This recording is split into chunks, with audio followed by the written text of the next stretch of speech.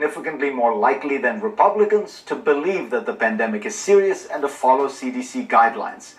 Preliminary studies using cell phone data show that people in more Republican areas of the country have been moving around more than in Democratic areas.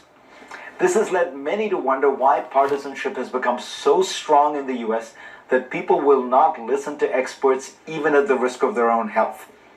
But there's a broader distrust that we need to understand. I recognized it while reading a book that is not about COVID-19 at all, but sheds strong light on the situation, explaining why. All right, praise the Lord, everybody. What we're talking about here is class conflict.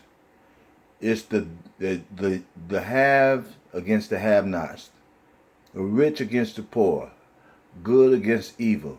Okay? That's what it boils down to. Good against evil. Right now, they can use the terms class conflict, the conflict theory. Karl Marx, y'all, anybody that studies sociology or psychology would know him. But Karl Marx and some of the others, some of his students, believe that the rulers of this world, they rule this world through conflict. They got the left fighting against the right. That's the only way they can hold a government together, because people can actually rule themselves. We don't need a government. We are our own government. We govern ourselves. That's what the republic is. That's what the republic signifies. That we rule ourselves and we respect our neighbor's boundaries. Okay? That's the first thing about a Republican. You rule yourself and you respect your boundaries, each other's boundaries. That's how you get along. That's how people get along on earth together. Okay? That's the normal setup. And how do we do that? We take God's guidance. How do we get God's guidance? Not some mystical voice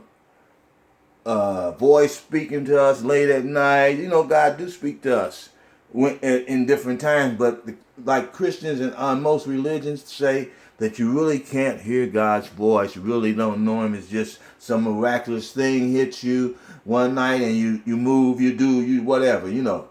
Just like Columbus and Queen Isabella and that whole thing with the Edomites. They would call themselves Christians.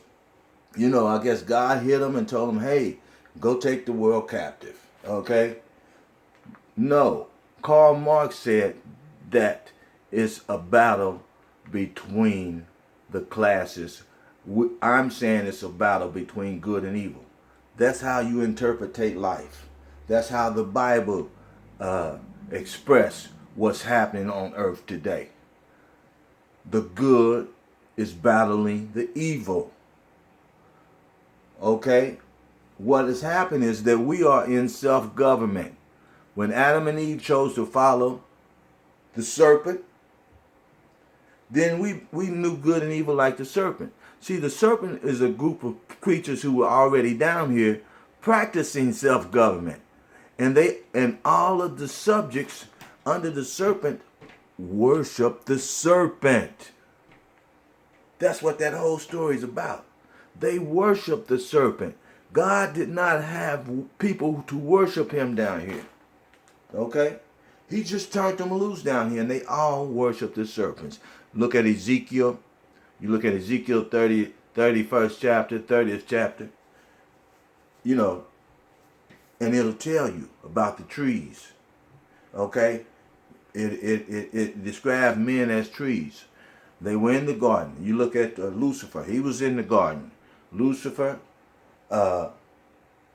king of Tyre. Okay? He's talking about people who rule the earth and before God made his presence down here with Adam and he chose a people out of Adam, starting with Cain and Abel, and then Abel's brother Seth, okay, and then Noah, and then Shem, and then Abraham, and then Isaac, and then Moses, and then Jacob and Esau.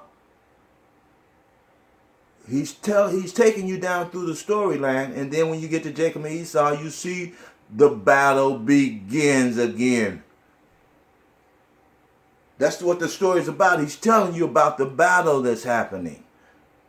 God had to battle. He had to give men a chance to rule as creatures, self-governed creatures. They had their own opportunity to rule, okay? Okay? They had to get an opportunity to rule because we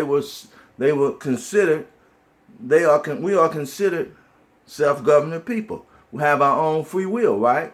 We're considered people. God designed us with free will, right? So he had to give us a chance to execute our free will, to live our life down here, our best life. And, because he couldn't go against his word. He made free will people. You have a chance. You can choose good or evil. Adam and Eve, you can choose to follow God or follow the human race. Follow the race. Follow the way of man, the way of his own mind. Follow your own will. That's how Esau was the choice for the nations again, right? Esau was a choice for the nations again, okay? Because he is the finale, okay? He rules the finale. The other ones starting with Egypt, and then Babylon, Medo-Persia, Greek, Rome, and then divided Rome in the foot, okay? So now we're in divided Rome. Rome wants to unite again. That's the thing. They're not in conflict because it's a design by them. God designed them because the clay is mixed with the iron. They got us mixed with them. We are the potter's clay. So they've got us mixed with them, right?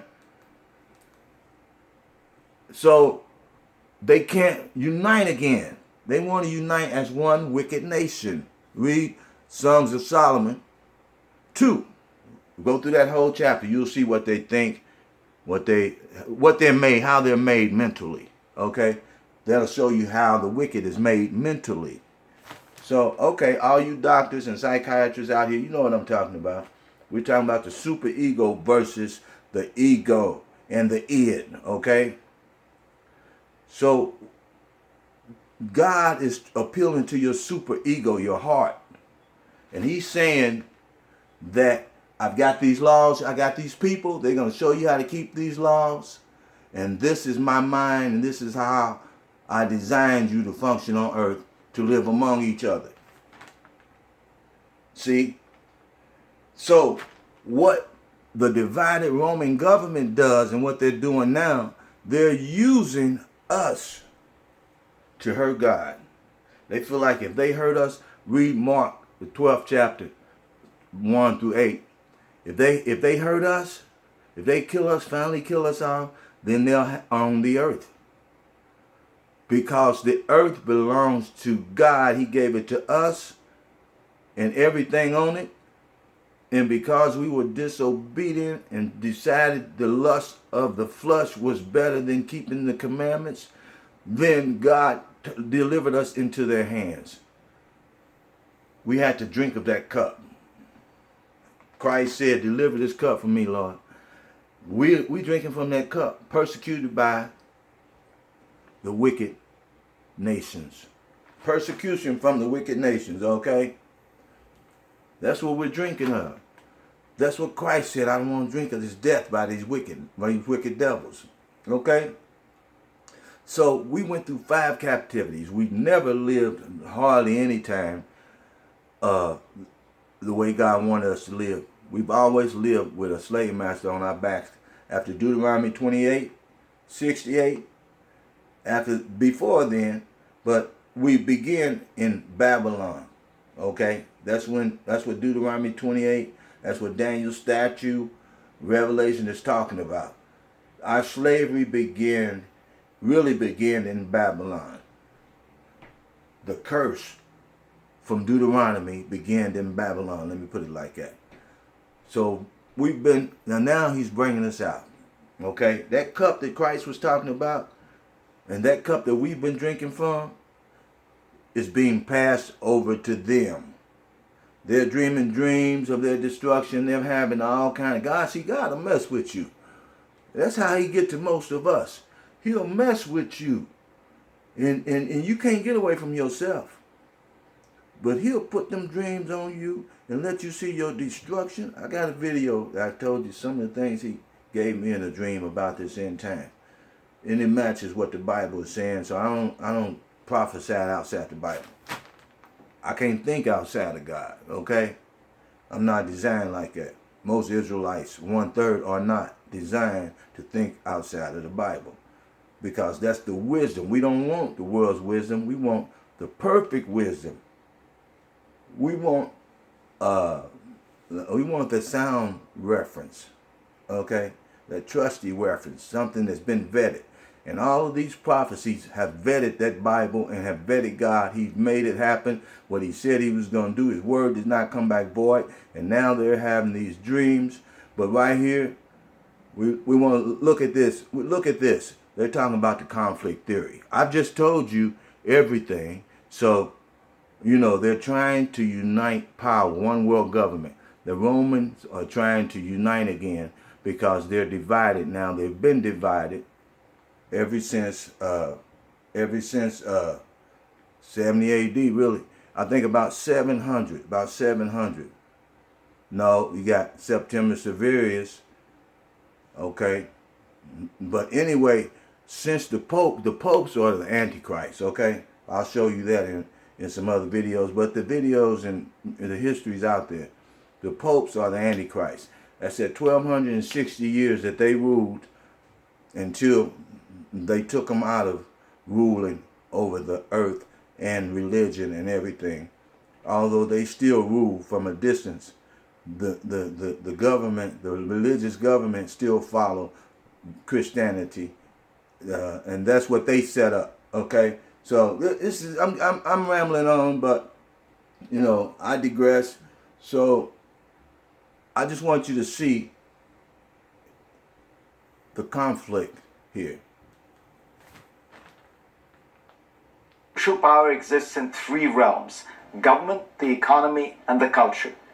Each of these three realms of social power is the site of class conflict.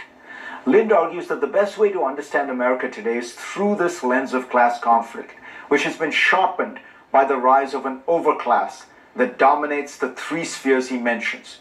In all three, leaders tend to be urban, college-educated professionals, often with a postgraduate degree, and that makes them quite distinct from much of the rest of the country.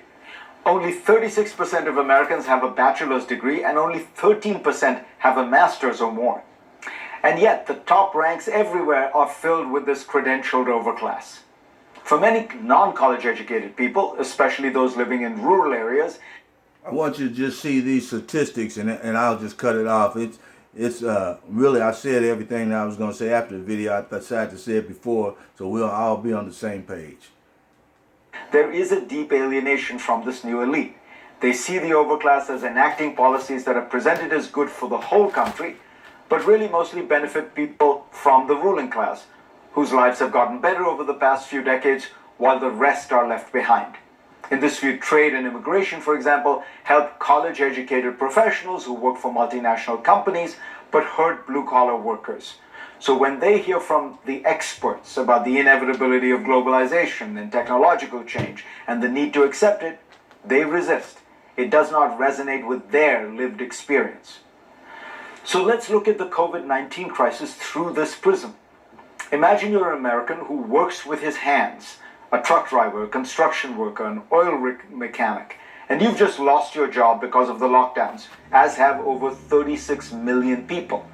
You turn on the television and you hear medical experts, academics, technocrats, journalists explain that we must keep the economy closed. In other words, we must keep you unemployed because public health is important. Now, all these people making the case on TV have jobs, have maintained their standards of living, and in fact are now in greater demand. They feel they're doing important work. You, on the other hand, have lost your job. You feel a sense of worthlessness, and you are terrified about your family's day-to-day survival. Is it so hard to understand why people like this might be skeptical of the experts? And I want you to know that this is that day-to-day, they feed you, you got to go. That's a part of the curse. Look at Deuteronomy 28 and probably just read down from 15. You'll see all the curses, and one of the curses, I think it's around 46, 47, is that we have to go to them for everything. So that's a part of their strategy too. They can't let us get self-sufficient again, okay? This whole government is set up to keep Israelites from being self-sufficient. The COVID-19 divide is a class divide.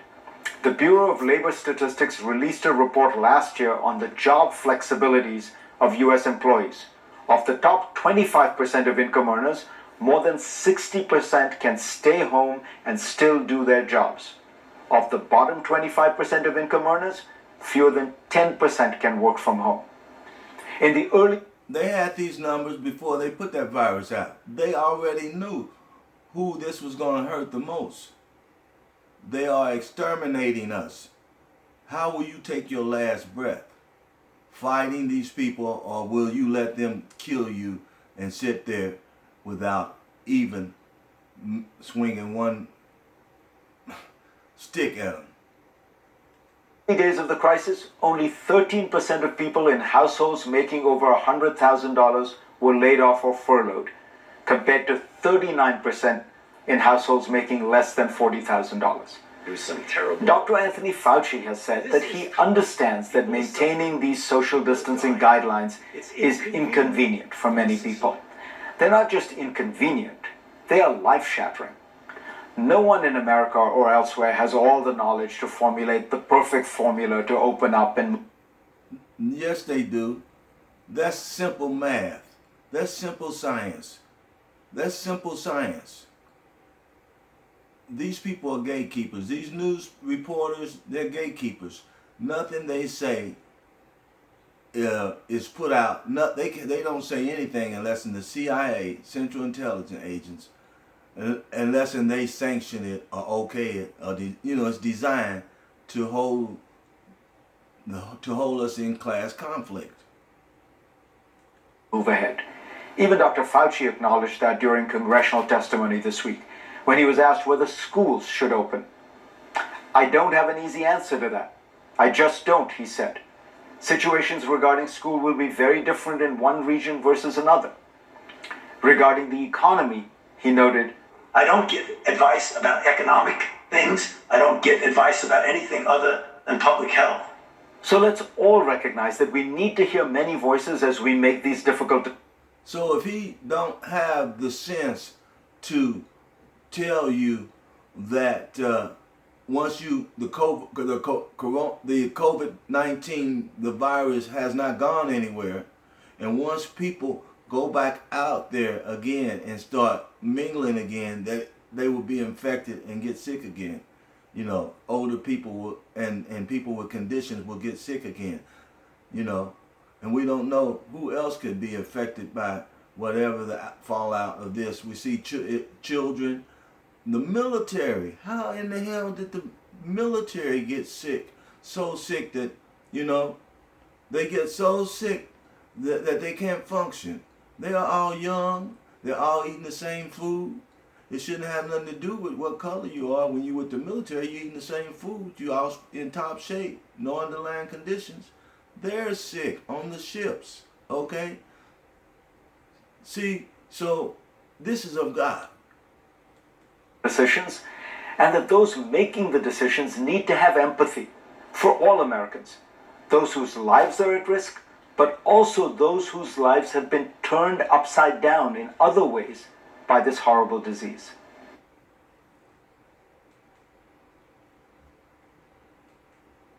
Okay. Thank you. We want to go now to health. Okay. So we just want to put those few little words in. I'm going to be doing a lot of clips on what I see. There's no need of me just keep sitting here and not voicing my opinion, because we know that this is a fight between good and evil, okay? We all know that. So when they put out this propaganda, we all should be combating it, putting out videos. It don't make no difference how well you can communicate or anything. As long as you can get a message out and complete a sentence, put your thoughts out there. So, especially if you've had some training in sociology and when you got biblical training, you know what the Bible is saying. If you're a prophet sitting at home, put it out there. Get up here and critique these people, put them in the hot seat, slap them back in the face with the propaganda they putting out, okay? At least we can do that. We can fight like that, okay? God bless you.